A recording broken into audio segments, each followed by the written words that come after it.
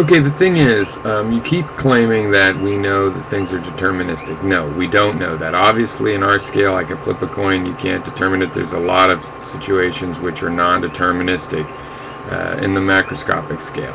There was an argument, it looked like for a long time, through induction, to say that things would turn out deterministic anyway. And the idea is that as we broke things down into little bits that acted in deterministic patterns, we would end up with tiny little bits acting in deterministic patterns, and we'd be able to deduce that the stuff made of these things was deterministic.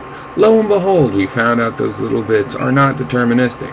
Now, you like to confuse string theory and quantum mechanics as though quantum mechanics hasn't been tested, but there are lots of experiments, and it's one of the most well-tested theories there are. It's not string theory.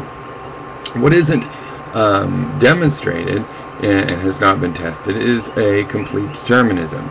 It looks like some things can be determined because of the way the systems work, but that if you look closely, there is an element of indeterminism, and basically all of the tiny particles that we rely on are non-deterministic.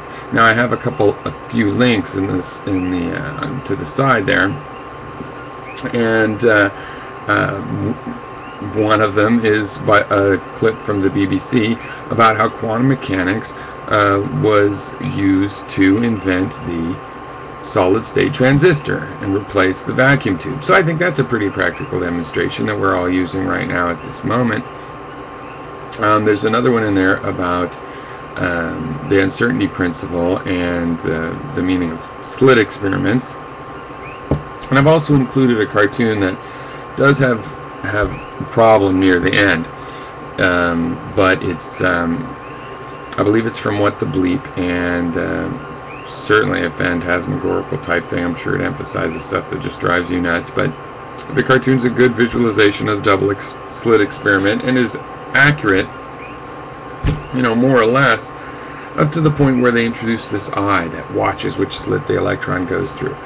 That requires more explanation. I mean, in the case of two slit experiments with photons, they're able to put a crystal in the way, and that you can tell when the photon goes through the crystal. But see, that implies there is an interaction, and that's really what they should have emphasized rather than an eyeball, which people often think of as a passive observer, when really some photon has to be hitting something and bouncing off of it for an eye to see.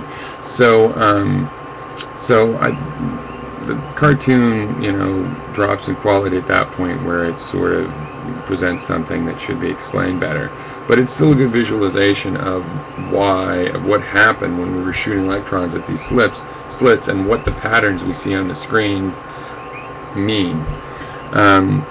But still, suffice this to say, the summary is that you have not just demonstrated determinism. You would have to be able to determine the future. And obviously, you can't do that in human affairs, and so you're stuck hoping that the natural philosophers, the physicists, could do it at the atomic scale. And they couldn't. They didn't. And the fact that they didn't is very well demonstrated, and determinism is on an equal footing with string theory in terms of how well it's been demonstrated.